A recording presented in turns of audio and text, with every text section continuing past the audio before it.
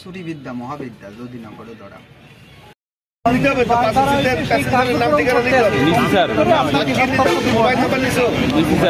আমাদের তো তা করতে হবে, যেহেতু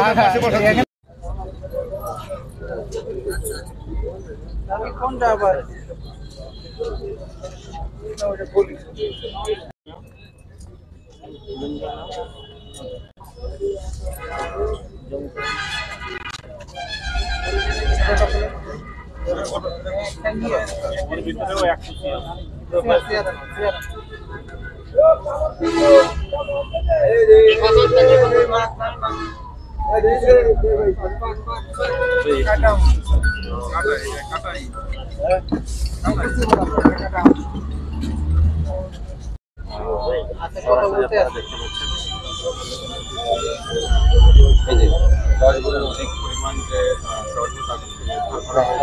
সকাল থেকে আমাদের একটা চেকপোস্ট এখানে চলমান আছে।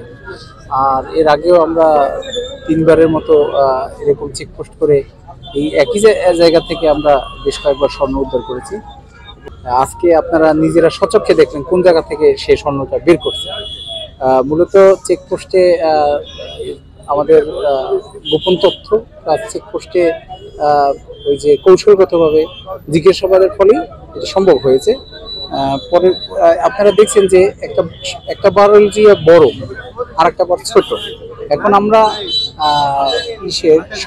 স্বর্ণকারের মাধ্যমে জুয়েলার্সির দোকানে গিয়ে এটাকে পরিমাপ করা হবে এবং এটা কত ক্যারেটের কত মাপের কি পরিমাণ স্বর্ণ সেটা সেখান থেকে পাওয়া যাবে।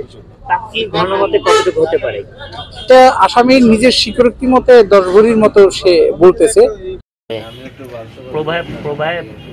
লাইভ হয়েছে নাম ঠিকানা লিখছেন গাড়ির নাম।